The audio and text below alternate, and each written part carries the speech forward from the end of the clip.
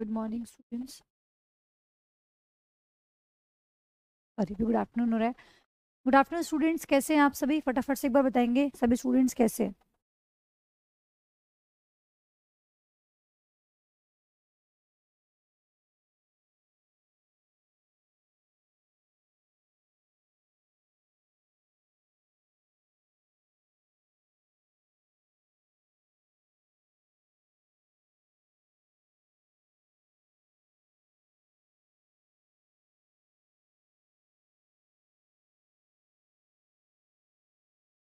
सभी स्टूडेंट्स बताएंगे audio video सब क्लियर है कि नहीं, और सभी बच्चे कैसे हैं भाई।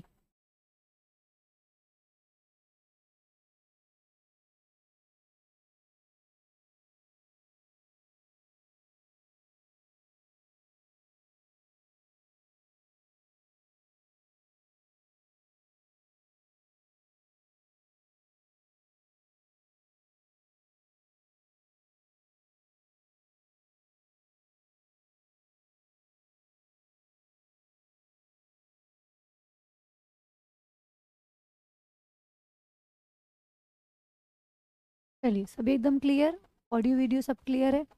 बहुत बढ़िया भाई, सभी बच्चे एकदम सही है। तो आज की इस क्लास में हम चैप्टर करेंगे अपना मूड। ठीक है, तो ये आप लोगों का प्रीलिम्स के लिए इतना इंपॉर्टेंट नहीं था। ठीक है, मेंस में यहाँ से क्वेश्चन आ जाता है। तो अभी आपका मेंस का एग्जाम भी आ रहा है, तो जिन बच्चों का प्रीलिम्स का एग्जाम अच्छा गया है, मार्क्स अच्छे बने हैं, तो सभी बच्चे इस चैप्टर को मेंस के लिए पढ़े। ठीक है, आज का जो हमारा चैप्टर होगा वो होगा मूड। मूड पढ़ने वाले हैं आज में हम। ठीक है, ये बहुत से कोर्सेज में चैप्टर ऐड नहीं किया जाता है, बहुत से टीचर्स को नहीं कराते हैं, बट मैं आपको कराऊंगी। ठीक है, मूड भी हम करेंगे। बहुत से बच्चों की कुछ शिकायतें हैं। एक बात बताइए, ऐसी कोई भी चीज़ हो जो मैंने आपको ना कराई हो? भले ही मैं चाहे कहीं भी पढ़ा रही हूँ, यहाँ पढ़ा रही हूँ, कहीं और पढ़ा रही हूँ, लेकिन आप लोगों ने जो कोर्सेज जो बैच परचेज किया था, उसमें सब चीज़ें मैंने आप लोगों को कराई है। बस एक यही चैप्टर बचा है। के बाद भी कुछ एक दो बच्चे हैं शरारती जो कह रहे हैं मैम फीस वापस करिए, क्योंकि एक चैप्टर बचा था, दो चैप्टर बचे थे। 7 महीने पढ़ने के बाद आपकी फीस वापस होगी? मतलब आप कहने से पहले थोड़ा शर्माते भी नहीं है, और कहने से पहले थोड़ा हेजिटेट भी नहीं करते हैं कि आप क्या बोल रहे हैं। किसी चीज़ में आप ये खुद भी एक्सेप्ट करते हैं कि मैम ने सब चीज़ें पढ़ाई हैं और बहुत अच्छे से पढ़ाई हैं, उसके बाद भी इस तरह की हरकतें। मतलब पूरा पढ़ लो अच्छे से 6-7 महीने, और फिर लास्ट में बोलो कि मैम कुछ बच्चे हैं, मैं सबका नाम नहीं ले रही हूँ, एक दो बच्चे, कि मैम फीस वापस चाहिए। क्या ऐसी चीज़ है जो आपको नहीं कराई गई? आप ये कोर्स कहीं और पढ़ के देख लेना, इतनी डीपली अगर आपको किसी ने पढ़ा दिया तो बता देना। सब चीज़ें एक बहुत डिटेल में कराई गई हैं।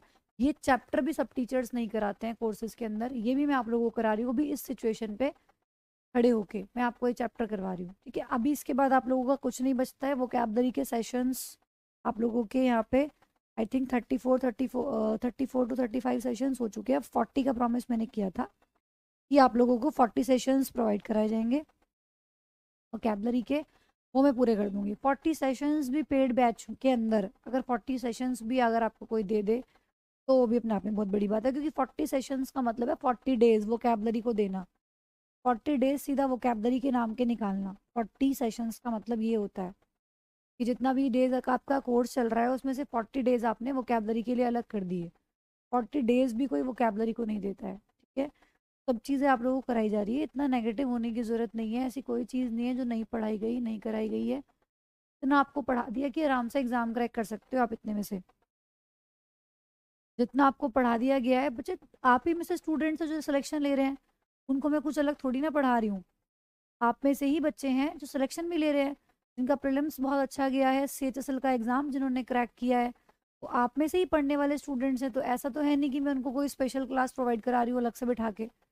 बहुत से बच्चों के आपके बैच में से ऐसे बच्चे भी हैं जिनके मैसेजेस आ रहे हैं कि मैम आपने जितना पढ़ाया अब तक। अनिरुद्ध पाठक है एक बच्चे, उनका मेरे पास मैसेज आया कि मैम ने जितना भी आपने अब तक पढ़ाया है वो एग्ज़ाम क्लियर करने के लिए मोर देन सफिशिएंट है। आप में से ही बच्चे हैं जो पढ़ भी रहे हैं, सिलेक्शन भी ले रहे हैं, सेटिस्फाइड भी हैं। उनको मैं कुछ अलग थोड़ी ना पढ़ा रही हूँ, उनको भी मैं वही चीज़ पढ़ा रही हूँ। उसका मतलब जो स्टूडेंट सेटिस्फाइड नहीं है वो खुद ही नहीं पढ़ना चाहता, वो खुद में ही वो कमी, उस खुद में ही कहीं तैयारी करने में कमी है आपको की। बाकी मैंने अपनी तरफ से पूरे एफर्ट्स लगाए हैं और अच्छे से आप लोगों का सिलेबस कंप्लीट भी किया है। आज की क्लास में हम मूड करेंगे, ये चैप्टर भी आप लोगों का बचा हुआ था तो उसको भी कराऊंगी, और जो वोकैबलरी के सेशंस बचे हुए हैं वो भी कराऊंगी, फिर आप लोगों का सिलेबस तरीके से कंप्लीट होगा। है ना।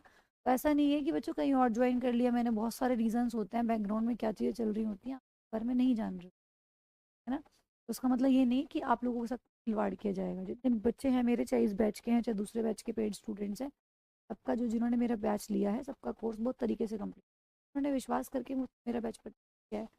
मेरी भी रिस्पॉन्सिबिलिटी बनती है उनका बैच तरीके से खत्म, नेगेटिव होने की जरूरत नहीं है, सब कुछ कराया जाएगा। चलिए बच्चों, मूड स्टार्ट करते हैं। कोई बताइए कि मूड क्या होता है, किसको बोलते हैं। वैसे तो आप इतना ज़्यादा एक्साइटेड रहते हैं चीज़ों को लेके, ये भी कराना है वो भी कराना है, और जब भी क्लास होती है तो लाइव क्लास में 50% बच्चा भी नहीं आता। लाइव क्लास जब भी होती है 50% बच्चा भी नहीं आता, और मैं मुझे तो ऐसा लगता है कि सारे बच्चे है ही नहीं ऐसे जो रिकॉर्डेड भी देखते होंगे। बस ठीक है, कोर्स मतलब क्लासेस आनी चाहिए, हम पढ़ रहे हैं या नहीं पढ़ रहे हैं वो मैटर नहीं करता, लेकिन हमने पैसे दिए हैं तो क्लासेस आनी चाहिए, चाहे वो पढ़ी हैं बस ऐसे ही, है ना। चाहे खोल के भी नहीं देखा कि मूड क्या होता है, टेंस क्या होता है, कंजंक्शन क्या होता है, ऐसे ही बहुत बच्चे हैं कि बस कोर्स तो खरीद लिया और अभी टेंस और नाउन ही चल रहा है उनका, वहीं अटके पड़े हैं अभी, है ना। इतना स्लो स्लो चल रहे हैं कि यहाँ तक पहुंचे भी नहीं है अभी। 50% मैं लाइव में देखती हूँ, 50% बच्चा भी लाइव नहीं आता, रिकॉर्डेड देखते हैं बच्चे। वैसे आपको सब चीज़ एकदम टाइम पर चाहिए, इतना भी बिल्कुल मतलब ऐसा मत पीछे पड़ा करो किसी के टीचर के। एक इंसान है आप लोगों के लिए पूरे पूरे एफर्ट्स लगा रहा है हर तरीके से, आपको यूट्यूब पर भी पढ़ा रहा है, आपको एप्लीकेशन पे पढ़ा रहा है, इतनी सारी और रिस्पॉन्सिबिलिटीज जुड़ गई है मेरे साथ। उनके साथ साथ भी मैं आपको संडे को एक्स्ट्रा टाइम देके हैंडल करने की कोशिश कर रही हूँ ताकि बच्चों का सिलेबस निमट जाए। थोड़ी सी सिचुएशंस को समझते हुए, इतना ज़्यादा पैनिक होने की ज़रूरत नहीं है, सब कुछ कराया जाएगा, जब बोल दिया तो कराया जाएगा थोड़ा सा, लेकिन सिचुएशंस को समझो और सब चीज़ें कराई ज़रूर जाएंगी, ठीक है। कुछ बचा नहीं है ऐसा आपका, जो बचा है वो करा दिया जाए। चलिए बच्चों, तो मूड का मतलब क्या होता है बताइए बच्चों। देखिए, मूड जो है वो लेटिन वर्ड से आया है, मॉडिस से।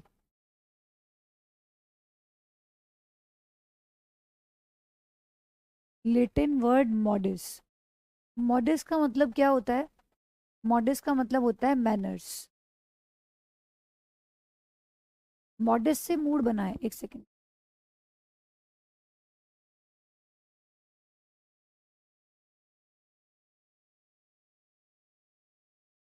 मॉडिस से मूड बना है। मॉडिस हमारा लेटिन वर्ड है जिसका मतलब क्या होता है, मैनर्स होता है, ठीक है। ठीक है, अब यहाँ पे देखिए, जो हमारा, हम यहाँ पे क्या कह सकते हैं कि वो मैनर्स जिसमें हम वर्ब का यूज कर रहे हैं, ठीक है, वो मैनर्स जिसमें हम वर्ब का यूज कर रहे हैं, manners in which, in which a verb is used, in which a verb is used, manners in which a verb is used may be called as, उसको हम क्या बुला सकते हैं, उसको हम मूड कह सकते हैं।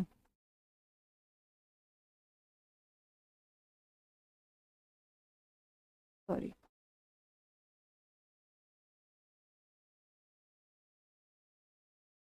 तो इसका मतलब क्या हुआ, अब यहाँ पे देखो सवाल क्या आता है, अब देखो यहाँ पे सवाल क्या आता है, सवाल यहाँ पे ये आता है कि वो मैनर्स जिसमें हम क्या कर रहे हैं, वर्ब का यूज कर रहे हैं, उसको हम क्या कह सकते हैं, मूड कह सकते हैं। आपने टेंस पढ़ा है, ठीक है, हमने टेंस चैप्टर कर लिया था, टेंस को भी मैंने आप लोगों को क्या बताया था कि टेंस भी क्या होती है, वर्ब की फॉर्म होती है। टेंस क्या है, form of a verb, verb की फॉर्म है ना। ये आप लोग पढ़ चुके हो, पूरा एक्सप्लेन भी किया था जब टेंस की डेफिनेशन दी थी, ठीक है।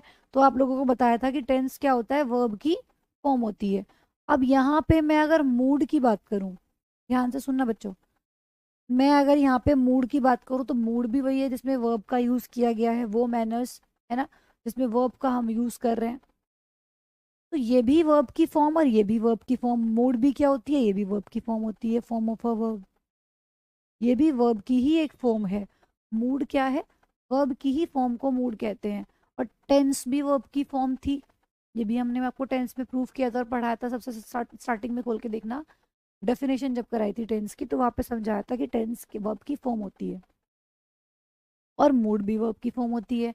तो फिर दोनों में डिफरेंस क्या हुआ, वो ये भी वर्ब की फॉर्म और ये भी वर्ब की फॉर्म, तो दोनों में क्या डिफरेंस हुआ, ये वो हमें यहाँ पे बताना है। बता सकता है कोई स्टूडेंट कि दोनों बातों में फिर क्या डिफरेंस है? बताओ। चलिए मैं बताती हूँ। टेंस भी वर्ब की फॉर्म है, मूड भी वर्ब की फॉर्म है। टेंस का मतलब होता है जो टाइम को दिखाता है। ये किसके बारे में बताता है? ये टाइम के बारे में बताता है। ये टाइम बताता है ना, कि भाई काम फ्यूचर में हुआ है, प्रेजेंट में हुआ है, पास्ट में हुआ है, तो ये टाइम की बात करता है। ठीक है। और मूड, मूड भी वर्ब की फॉर्म है, लेकिन ये किसकी बात करता है? ये डिफरेंस ये है कि ये इंटेंशन, आपका इरादा, आपकी डिजायर, जो आपकी इच्छा होती है, ये उसको बताता है। ये इंटेंशन डिजायर की बात करता है। तो दोनों में ये डिफरेंस है। सबसे पहले तो बात ये मैंने इसलिए लिखवाया कि आप लोगों को टेंस में और मूड में कंफ्यूज होने की जरूरत नहीं है कि टेंस भी तो वही था, मूड भी तो वही था। टेंस भी वर्ब की फॉर्म होती है, मूड भी वर्ब की फॉर्म होती है। टेंस टाइम बताता है, मूड आपकी इंटेंशन और डिजायर को बताता है कि आपके इरादे क्या हैं, आप क्या चाहते हैं। इंटेंशन और डिजायर को बताने वाला मूड होता है, टाइम को बताने वाला टेंस होता है। ठीक है। तो ये पॉइंट हैं जो आपको ध्यान रखने हैं, इसको फटाफट से लिख लो।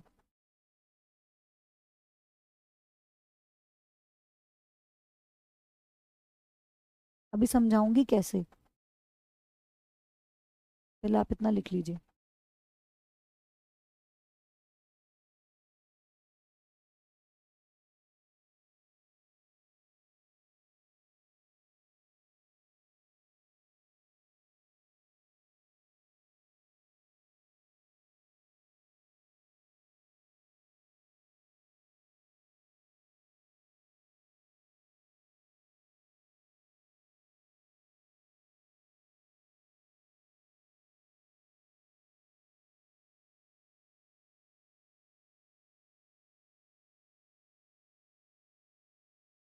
लिख लिया? तो चलो, तो एक बेसिक डिफरेंस क्या हुआ टेंस और मूड में? डिफरेंस तो है। तो टेंस और मूड में बेसिक डिफरेंस क्या हुआ कि भाई ये टेंस जो है ना, ये बताता है टाइम के बारे में, है ना। और ये जो मूड है, ये बात करता है इंटेंशन की, इरादे की। इंटेंशन और डिजायर दोनों वर्ब की फॉर्म है। ठीक है। ये आपको ध्यान रखना है, ये बेसिक डिफरेंस है दोनों के बीच का। तो टेंस और मूड के जो बीच का बेसिक डिफरेंस है वो आपको इस तरीके से समझना है। जैसे कि देखिए आप लोगों ने, मैं एक टेंस का एग्जांपल लिखती हूँ। जैसे कि आप लोगों ने कहा क्या, कि I am married. I am married, मैं शादीशुदा हूँ। ठीक है। और दूसरा, मैं इसी चीज को अगर मूड में लिखूंगी, देखो समझना ध्यान से, यहाँ मैं टाइम बता रही हूँ, टाइम मेंशन है कि हाँ, बता दिया कि मैं शादीशुदा हूँ। तो आपने बता दिया कि टाइम मेंशन हो रहा है कि हाँ फिलहाल प्रेजेंट में मैं मैरिड हूँ। तो यहाँ पे कहीं ना कहीं टाइम को दर्शा रहा है, एक आपने बात कह दी जो ऑलरेडी हो चुकी है ना। अब मैं मूड की बात करूं, तो मूड में मैं इस चीज को ऐसे लिखूंगी, अगर यहाँ पे I wish that I be married. I wish that I be married after this year, after next year, ऐसे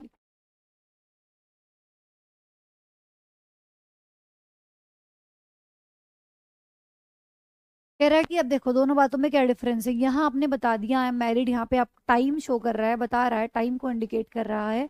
लेकिन मैं मूड, मूड में क्या होता है, मूड भी वर्ब की फॉर्म होती है। वर्ब तो आपने यहाँ भी यूज की है, लेकिन आपने यहाँ पे क्या बताया, इंटेंशन और डिजायर के बारे में आप यहाँ बात कर रहे हैं। आप अपनी इच्छा बता रहे हैं कि मैं चाहता हूँ कि मैं अगले साल तक शादीशुदा हो जाऊं, है ना, मैरिड हो जाऊं। मैं भी हूं नहीं, इसका मतलब आप ऐसा चाहते हो। तो मैं अगर इस सेंटेंस की बात करूंगी तो इसमें जो वर्ब है वो क्या है, मूड है। ठीक है ना। तो यहाँ पे I wish that I be married after next year, इस तरीके से आप मूड के सेंटेंस को बनाते हैं। ठीक है। दोनों में डिफरेंस समझ लो अच्छे से कि क्या डिफरेंस है। दोनों में डिफरेंस समझ आया? क्या डिफरेंस है? ठीक है, अगर हम टेंस की बात कर रहे हैं तो ये है, अगर हम मूड की बात कर रहे हैं तो ये है।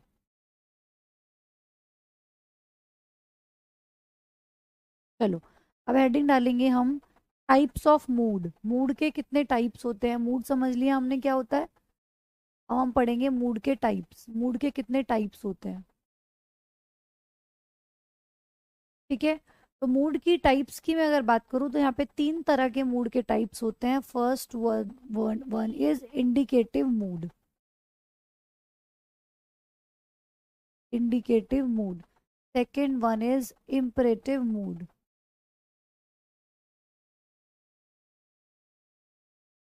And third one is subjunctive mood. Subjunctive mood. तो यहाँ पे तीन तरह के मूड के टाइप्स होते हैं। There are three types of mood: indicative mood, imperative mood, subjunctive mood. ठीक है, तीन तरह के मूड के टाइप्स होते हैं। अब इसमें हम एक एक करके पढ़ेंगे। सबसे ज्यादा जो हमारे लिए इंपॉर्टेंट है that is subjunctive mood. Indicative mood और इम्परेटिव मूड से आपके एग्जाम में ऐसा कोई क्वेश्चन पूछा जाता नहीं है। बस आपको पता होना चाहिए कि इंडिकेटिव मूड क्या होता है, इम्परेटिव मूड क्या होता है।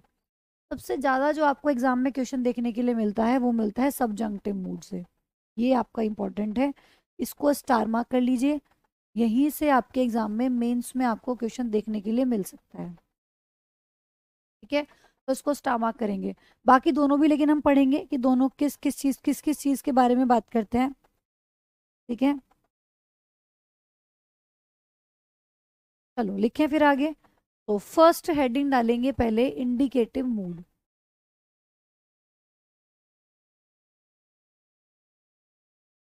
Indicative mood. Indicative mood indicate से बना है, इसका मतलब ये क्या इंडिकेट करता है? क्या इंडिकेट करता है? इंडिकेटिव मूड क्या इंडिकेट करता है? तो एक तो ये पहला पॉइंट यहाँ पे लिखेंगे, क्या इंडिकेट करता है ये। एक तो ये फैक्ट्स के बारे में बताता है। ठीक है, इट स्टेट्स फैक्ट। तो ये फैक्ट के बारे में बताता है। जैसे कि मैं आप लोगों से कहूँ, लिख लो पहले। इट स्टेट्स, क्या स्टेट करता है ये? It's states a fact. ये फैक्ट के बारे में बताता है। ठीक है, जैसे कि मैं कहूँ कि वो बहुत साफ सुथरा लिखता है, तो लिखता है तो लिखता है, तो ये वो क्या हो गया? एक फैक्ट हो गया, है ना। मैंने कहा कि भाई मैंने कल एक अकाउंटेंट को देखा। फॉर एग्जाम्पल मैंने कहा कि I saw an accountant. Normal sentence है, देखो बिल्कुल। I saw an accountant yesterday. Past indefinite ऐसे तो बनाते हो आप, देखो पास्ट इंडेफिनिट बना हुआ है, नॉर्मल सेंटेंस है कि मैंने कल एक अकाउंटेंट को देखा। तो ये कैसा है? एक फैक्ट है। ये स्टेट क्या क्या स्टेट कर रहा है? फैक्ट स्टेट कर रहा है कि आपने ठीक है कल एक अकाउंटेंट को देखा। तो ये फैक्ट के बारे में बात करता है, पहला पॉइंट। जैसे कि आपने कहा यहाँ पे, तो ये आपका क्या हो गया? इंडिकेटिव मूड है इसमें।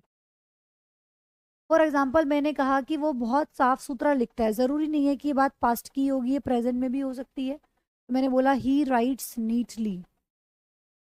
वो बहुत सुथरा लिखता है एकदम। तो ये भी फैक्ट है, ये चीज होती है ना। तो ये भी आप लोगों का क्या हो गया? मूड हो गया, फैक्ट की बात करेगा। मैंने बोला विलियम जैक डाइड एट 80। चलो बताओ फटाफट से कि विलियम जैक जो है वो 80 की उम्र में मतलब गुजर गए थे। तो ये भी फैक्ट हुआ कि नहीं हुआ? ये भी फैक्ट हुआ। तो इसका मतलब इंडिकेटिव मूड का जो पहला पॉइंट है, ये क्या इंडिकेट करता है? किसके बारे में बताता है? It states of fact. Fact के बारे में बात करता है ये। पहला पॉइंट इसका ये है। जैसे कि आप लोगों ने कह दिया, कोई भी सेंटेंस हो सकता है जो फैक्ट है ना। जैसे आपने कल किसी को देखा, ठीक है, ये साफ सुथरा लिखता है तो फैक्ट है। ठीक है, ये 80 की एज में चले गए तो फैक्ट है ना। तो ये फैक्ट्स पे बातें करता है। It states of fact, fact बताता है। कुछ भी हो सकता है सेंटेंस। जैसे मान लो मैं कह दूं कि जो अर्थ है ना, जो पृथ्वी है वो गोल है। फॉर एग्जाम्पल मैंने कह दिया, इसी का एग्जाम्पल है द अर्थ इज राउंड। तो ये भी फैक्ट है। कुछ भी हो सकता है। मैंने बोल दिया sun rises in the east. सूर्य जो है वो ईस्ट में उदय होता है, तो ये भी फैक्ट है। तो जितने भी हमारे फैक्ट होंगे ना सब इसमें आ जाएंगे। तो पहला पॉइंट है इंडिकेटिव मूड को लेके कि फैक्ट्स पे बातें करता है। ठीक है, जैसे अर्थ इज राउंड हो गया, sun rises in the east हो गया, कुछ भी आप यहाँ पे इस तरीके से ले सकते हैं।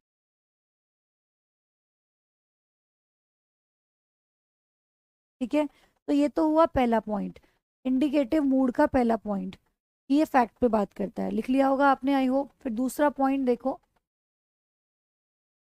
और क्या बताता है ये, ओपिनियन भी बताता है, इट स्टेट्स एन ओपिनियन, इरादे के बारे में भी बात करता है।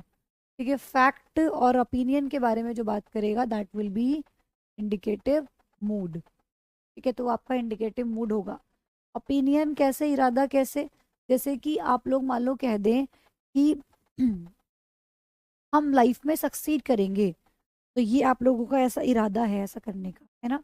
ये आपका एक ओपिनियन है, आपका एक ओपिनियन है कि we will succeed in life, है ना। तो ये जो जितने भी हमारे ओपिनियन होते हैं वो सब हम यहाँ पे लिख सकते हैं, we will succeed in life,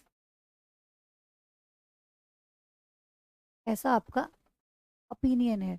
तो ये ओपिनियन को बताता है। तो इंडिकेटिव मूड को लेके बेसिकली दो पॉइंट्स आपको याद रखना है, यहाँ से कोई क्वेश्चन एग्जाम में पूछा नहीं जाएगा, क्योंकि इसमें हम नॉर्मल सेंटेंस यूज करते हैं जो आप टेंस में ही पढ़ते हैं। तो यहाँ से स्पेशल कोई क्वेश्चन कोई बनता नहीं है यहाँ पे। ठीक है, बस आपको पता होना चाहिए कि इंडिकेटिव मूड को हम किस तरीके से यूज करते हैं, क्या इंडिकेट करता है, फैक्ट्स के बारे में बताता है, it states a fact, it states an opinion. ठीक है, तो ये आपको पता होना चाहिए। जो हम डीप में पढ़ेंगे, जो हमें पढ़ना है, जहाँ से क्वेश्चन आता है दैट विल बी सबजंक्टिव मूड, इसको अच्छे से पढ़ेंगे हम। ठीक है, तो इसको हम अभी थर्ड नंबर पे आराम से देखेंगे। पहले मैं इन दो मूड्स को बता देती हूँ कि कैसे कैसे इनको यूज करते हैं। Now the second one is, कोई बच्चा बता सकता है कि इम्परेटिव मूड का हम कहाँ यूज करते हैं, इम्परेटिव मूड। अभी मैं लास्ट में आप लोगों को फिर एक छोटा सा चार्ट भी बनवाऊंगी, है ना, फ्लो चार्ट टाइप का, जिससे कि आप लोगों को सब चीज़ें क्लियर हो जाएंगी लास्ट में जब सब्जेक्टिव मूड करने वाले होंगे तब। ठीक है, तो बताओ इम्परेटिव मूड क्या बात करता है। आपने इम्परेटिव सेंटेंस सुने हैं ना, बस उसी से याद रखो। जैसी चीज़ें है ना बच्चों, जैसे इनके नाम होते हैं ना वैसे इनके काम होते हैं। अब इम्परेटिव मूड आप नरेशन के अंदर भी मैंने आपको पढ़ाया, इम्परेटिव सेंटेंसेस मैंने नरेशन में भी जिक्र किया, इम्परेटिव सेंटेंस आपकी एक्टिव पैसिव वॉइस में भी आए। तो आप जानते हैं कि इम्परेटिव सेंटेंसेस वो सेंटेंस होते हैं जो ऑर्डर, रिक्वेस्ट, कमांड, इन सब की बात करते हैं। ठीक है, तो वो इम्परेटिव सेंटेंस होते हैं, तो वही इम्परेटिव मूड हो गया। तो इम्परेटिव मूड किसकी बात करेगा, इसमें हम किस तरह के सेंटेंस लेंगे, ऑर्डर, इम्परेटिव मूड बात करता है ऑर्डर, रिक्वेस्ट, कमांड। ठीक है ना, तो ये हो गया, सजेशन हो गया।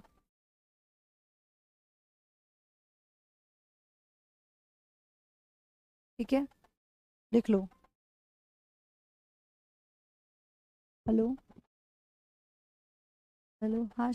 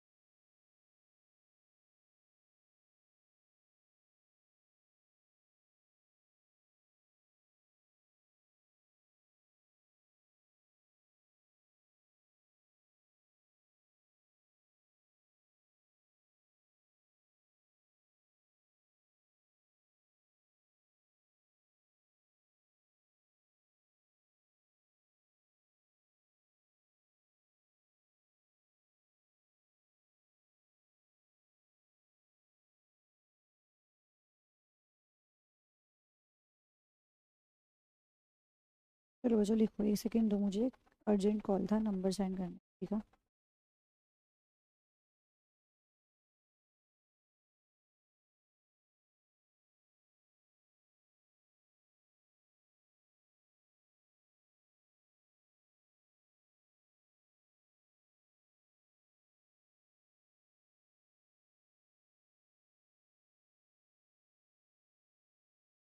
चलो, तो देखो इसमें सारे इम्परेटिव सेंटेंस आ जाएंगे। जैसे कि मैंने, वॉइस क्लियर है ना? ठीक है। फॉर एग्जाम्पल मैंने कहा कि डू दिस वर्क, ये काम करो। Do this work for Rohan. Do this work for Rohan. तो ये क्या हो गया आप लोगों का? ये आप लोगों का ऑर्डर हो गया कि भाई ये काम करो रोहन के लिए। रोहन के लिए ये काम करो। Please sign this voucher, request वाले भी आ जाएंगे, कमांड वाले भी आ जाएंगे।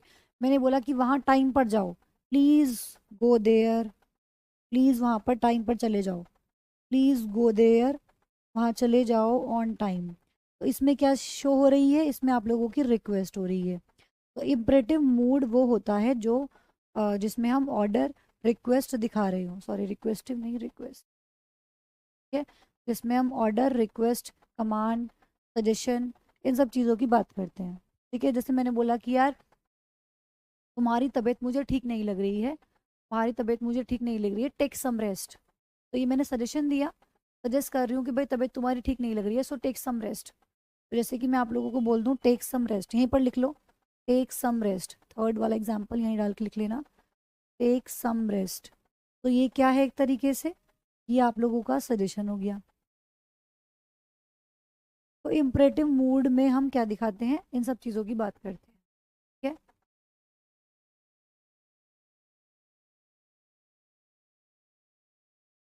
हाँ बिल्कुल, बिल्कुल। जैसे कि हम उसमें करते हैं ना, इम्परेटिव सेंटेंस का मतलब क्या होता है? Verb plus object. वही है बस, बिल्कुल verb plus object. Imperative sentence का जो फॉर्मेट होता है वो क्या होता है? उसमें पहले हम वर्ब लिखते हैं। जैसे गो पहले लिखा हमने, है ना, please go there on time, take some time, देखो टेक वर्ब हो गई यहाँ पे। ठीक है ना? तो ये हो गया। तो इम्परेटिव मोड में हम इसकी बात करते हैं। ठीक है भाई बच्चों। अब आता है आपका सबजंक्टिव मूड, जो बहुत सी बातें करता है।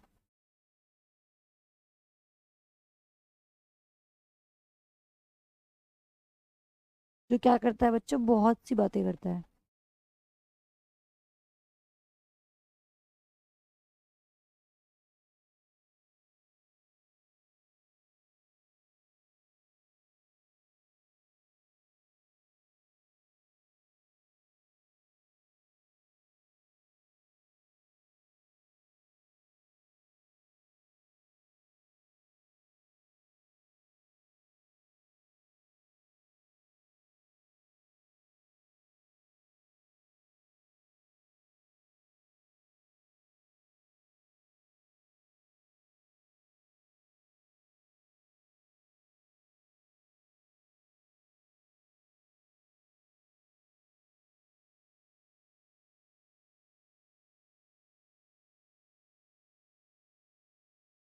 ठीक है, चलो लिख लिया।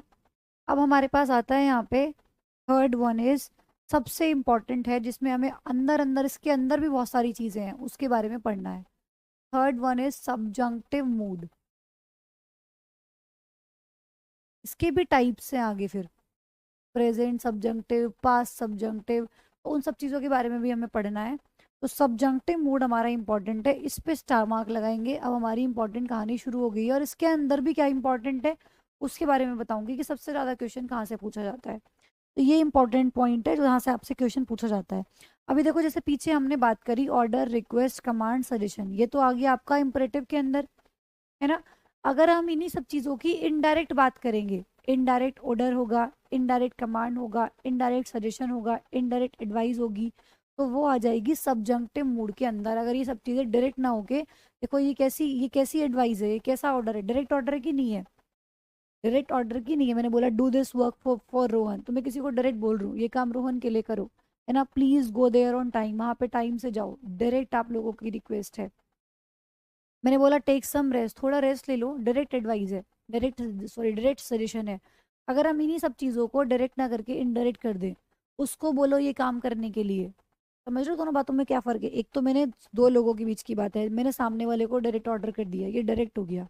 जब मैं सीधा सामने मेरे बंदा खड़ा है, मैं उसको बोल रही हूँ यहाँ से जाओ, प्लीज़ एक गिलास पानी ले आओ, थोड़ा सा आराम कर लो। ठीक है, और अगर मुझे ये बात किसी और को कहलवानी है, जैसे मुझे कहना है कि उसको कह दो कि यार थोड़ा रेस्ट कर लेगा, है ना, ये क्या है, इनडायरेक्ट एडवाइस है, इनडायरेक्ट ऑर्डर है, इनडायरेक्ट रिक्वेस्ट है। तो जब भी वो इनडायरेक्ट होगी तो वो चली जाएगी किसके अंदर, सबजंक्टिव मूड के अंदर। किस किस तरीके से हमें इसको यूज करना है उसके उसके ऊपर भी हम चर्चा करेंगे। तो पहले यहाँ पे हमें लिखेंगे सबजंक्टिव मूड में हम क्या लिखेंगे, इनडायरेक्ट जो भी हमारी चीज होगी, जो ये हमने पीछे पढ़ा है ऑर्डर, अगर ये इनडायरेक्ट होगा तो इसमें आ जाएगा इनडायरेक्ट ऑर्डर हो सकता है, इनडायरेक्ट एडवाइस हो सकती है, इनडायरेक्ट सजेशन हो सकता है, इनडायरेक्ट कमांड हो सकती है। ठीक है, तो ये सब के सब क्या होंगे आप लोगों के, इनडायरेक्ट सबजंक्टिव मूड के अंदर आ जाएंगे। फिर दूसरा ये बात करता है किसकी, अनरियल स्टेटमेंट की। एक ऐसी स्टेटमेंट जो क्या है, अनरियल है, अनरियल स्टेटमेंट। ये किस किस तरीके से, सारे एग्जांपल्स करवाऊंगी मैं एक एक करके, और ये भी इसके आगे सबजंक्टिव मूड के तीन टाइप्स हैं।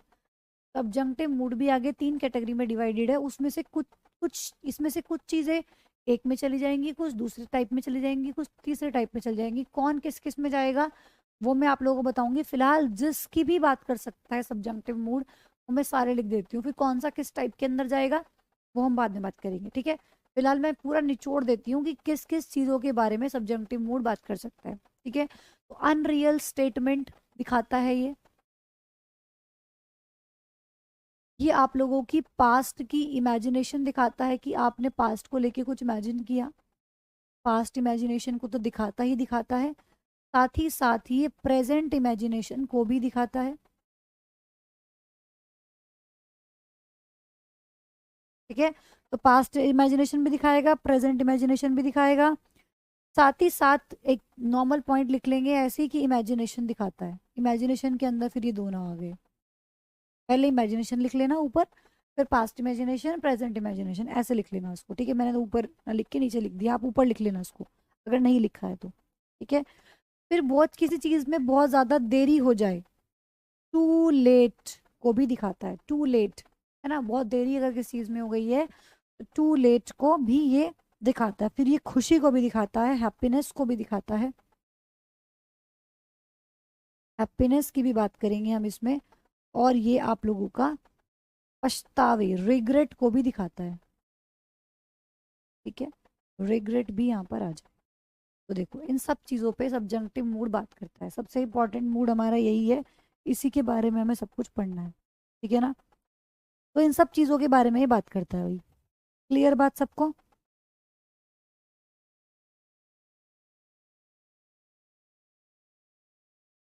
ठीक है, चलो फिर इतनी बात समझ आ गई, लिख लो इसको। सॉरी।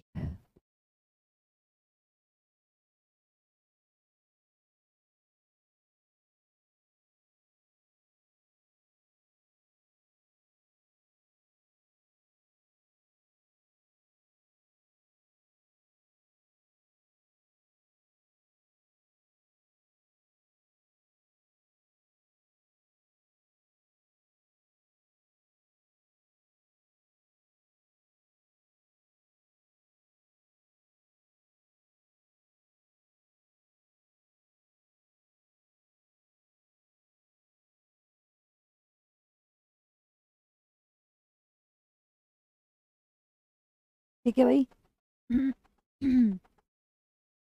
अब मैंने आप लोगों को बताया ना कि जो सब्जेक्टिव मूड है इसके आगे तीन टाइप्स हैं, type one, type two, type three. इसके अंदर भी आप लोगों का जो एक टाइप है वो सबसे इम्पोर्टेंट है, उसके बारे में हम पढ़ेंगे। तो यहाँ पे पहले इसके टाइप्स हम लिख लेते हैं। तो टाइप वन है,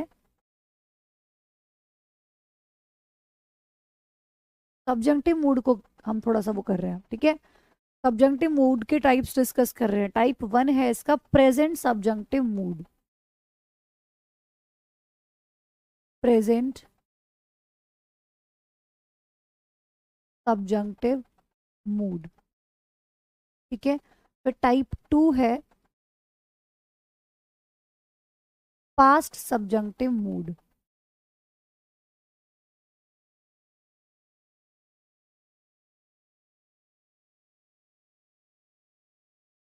ठीक है। पास्ट सब्जेक्टिव मूड कैसा होता है, आपने टेंस में मैंने आप लोगों को ये पढ़ा दिया है। पास्ट सब्जेक्टिव मूड याद करो, it is time, it is high time, पढ़ाया था ना।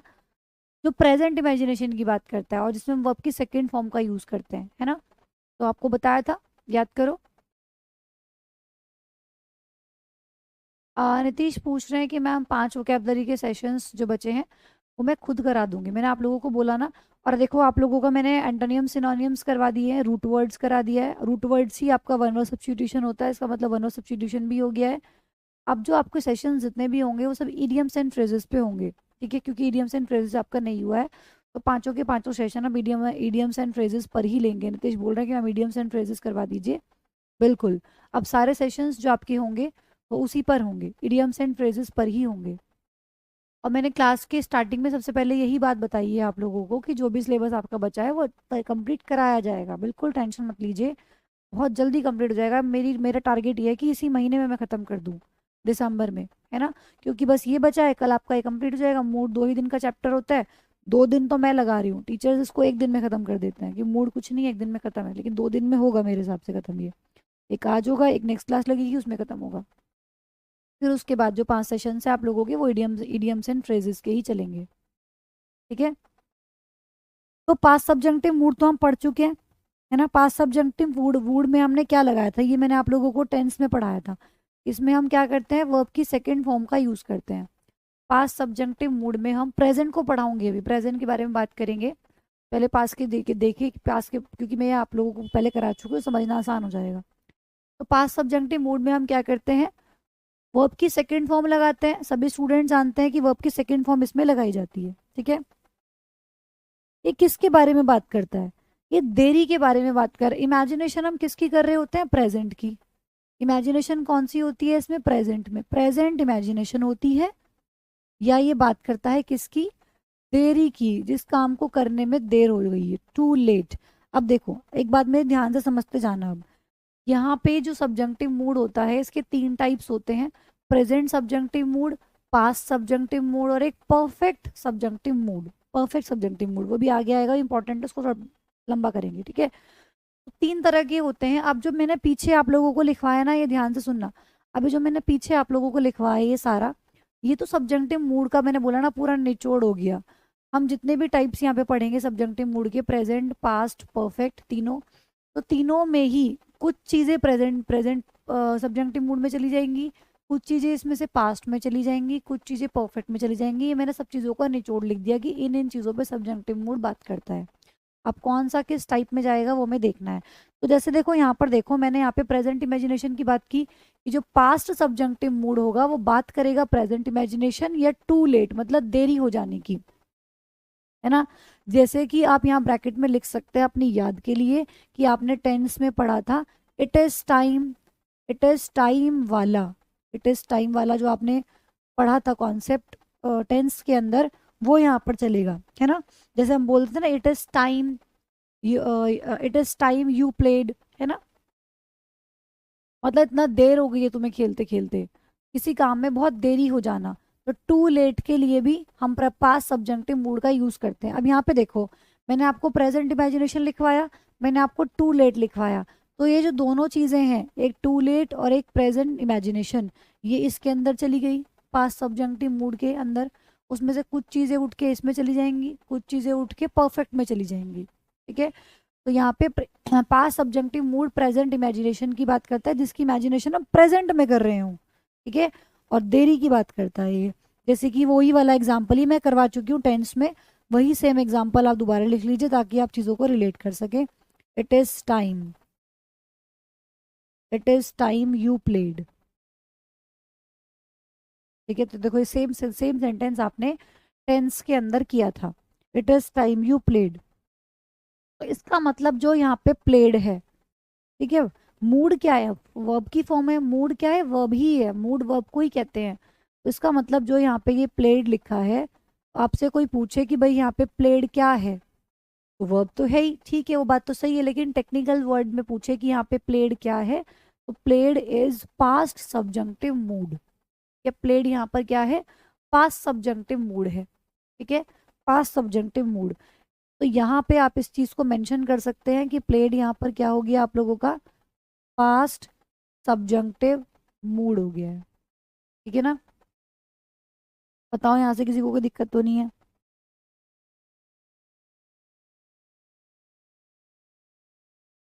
ठीक है, जैसे कि देखो यहाँ पे फॉर एग्जाम्पल मैंने कहा कि if I were a bird, ये भी सेंटेंस आप लोगों को करवा रखा है। If I were a bird I could fly high, I could fly high in the sky. कह रहा है कि अगर मैं बर्ड होती तो मैं आसमान में ऊंचा उड़ सकती थी, है ना। तो ये क्या दिखा रहा है, इमेजिनेशन को दिखा रहा है। तो यहाँ भी जो आप लोगों का ये वर लिखा हुआ है, बर्ड होती है तो नहीं ना, कह रही कि अगर मैं बर्ड होती तो मैं ऊंचा उड़ सकती थी, बट है नहीं। तो इसीलिए ये आप लोगों का वर यहाँ पे आपसे कोई पूछे कि क्या है, तो ये आप लोगों का पास्ट सब्जंक्टिव मूड है, पास्ट सब्जंक्टिव मूड है, वर इमेजिनेशन को दिखा रहा है। ठीक है,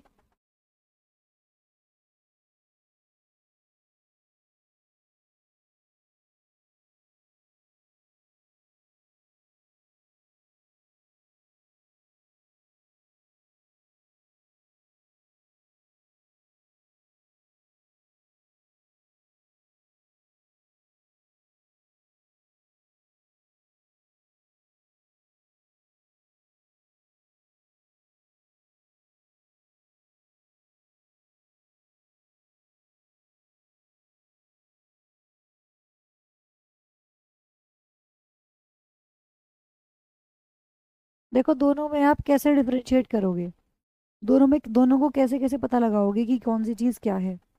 देखो लिख लिया है सबने, आगे बढ़ जाऊं। देखो फॉर एग्जाम्पल मैंने कहा, इसी का एग्जाम्पल लिखवा रही हूँ, पास्ट सब्जेक्टिव मूड ही कर रहे हैं। मैंने बोला I had more money, I had more money to buy the car, मेरे पास कार खरीदने के लिए और पैसा था। ठीक है, मेरे पास पैसा था। तो यहाँ पे कोई इमेजिनेशन नहीं है, कोई देरी की बात नहीं है, ये एक नॉर्मल सेंटेंस है कि मेरे पास पैसा था, है ना। तो इस केस में जो ये आप लोगों की हैड है, ये क्या है, वर्ब की सेकंड फॉर्म लगी है। ठीक है भाई, आप ध्यान करो, हैड सिर्फ हेल्पिंग वर्ब नहीं होती, बताया था ना, पोजीशन भी दिखाता है। तो यहाँ पे पोजीशन दिखा रहा है और यहाँ पे वर्ब की सेकंड फॉर्म लगी हुई है। ठीक है ना, तो यहाँ पे आई हैड मोर मनी, तो ये वर्ब की सेकंड फॉर्म है। और आप इस सेंटेंस की अगर बात करेंगे तो ये नॉर्मल मैं कहूंगी कि भाई पास्ट इंडेफिनिट सेंटेंस है ना, ये पास्ट इंडेफिनिट टेंस है। तो ये तो हो गया नॉर्मल टेंस। टेंस में और मूड में फर्क समझो क्या होता है। तो ये तो हो गई कौन सी वर्ब, टेंस वाली। ठीक है, अब मैं अगर इसी चीज को ऐसे लिख दूं, इफ लगा के, if I had money, if I had money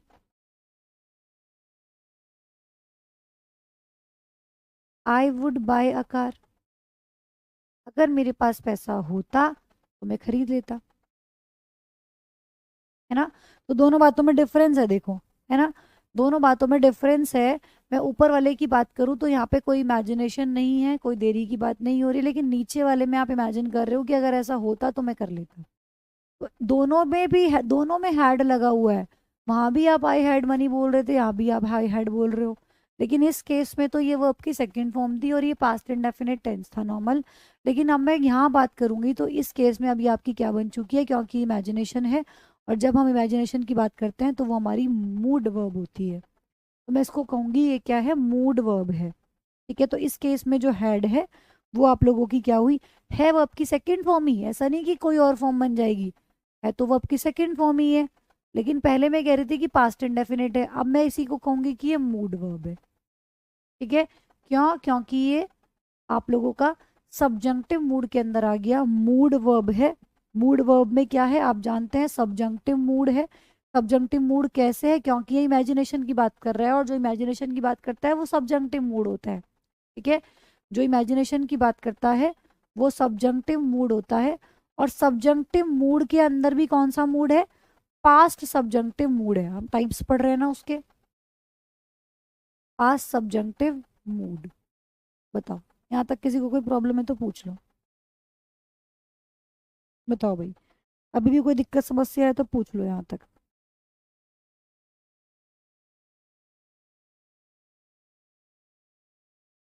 यहाँ तक किसी को कोई प्रॉब्लम? तो देखो एक बार फिर से एक बार देख लेते हैं जल्दी जल्दी।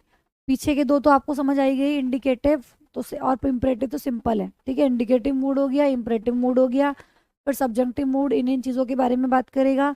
ये तीन तरह का होता है, अभी हमने दो ही टाइप लिखे हैं, तीसरे को इंट्रोड्यूस नहीं किया, वो कल की क्लास में करूंगी, ठीक है, नेक्स्ट क्लास में। तो यहाँ पे प्रेजेंट सब्जंक्टिव मूड हो गया, पास्ट सब्जंक्टिव मूड हो गया, प्रेजेंट को भी लेके चर्चा करेंगे, ठीक है। पास्ट सब्जंक्टिव मूड आपको ऑलरेडी पढ़ा चुकी थी, इसीलिए इसको दोबारा लिख दिया ताकि आप इसको रिलेट कर सके। इसमें हम वर्ब की सेकेंड फॉर्म का यूज करते हैं, इमेजिनेशन को दिखाता है, देरी को दिखाता है। देरी वाले एग्जाम्पल्स मैंने यहाँ पे लिख दिए। दोनों में किस तरह से पता लगाएंगे कि कहाँ पे मूड वर्ब है, कहाँ पे नॉर्मल वर्ब है, इस तरीके से, क्योंकि यहाँ पे कोई इमेजिनेशन नहीं है इस सेंटेंस में, ना ही कोई देरी की बात है, एक नॉर्मल सेंटेंस है, इसलिए हमने कहा कि ये पास्ट इंडेफिनिट टेंस हो गया। बाकी लेकिन अगर मैं इस सेंटेंस की बात करूं, है ये भी वर्ब की सेकंड फॉर्म, लेकिन ये इमेजिनेशन की बात कर रहा है, इसलिए ये मूड वर्ब हो गया। मूड वर्ब के अंदर जो इमेजिनेशन की बात करता है वो सब्जंक्टिव मूड होता है, और सब्जंक्टिव मूड के अंदर ही कौन सा मूड हो गया, पास्ट सब्जंक्टिव मूड हो गया। तो यहाँ तक हमने आज दो टाइप्स डिस्कस किए हैं सब्जंक्टिव मूड के, तीसरे को हम नेक्स्ट क्लास में करेंगे। आज के लिए इतना ही, मिलता है नेक्स्ट क्लास में गाइज। अभी लेट हो रहा है, अभी इसके बाद एक क्लास और भी है दूसरे बच्चों के साथ, तो मैं वो भी ले लेती हूँ। थैंक यू सो मच, फिर मिलते हैं नेक्स्ट क्लास में।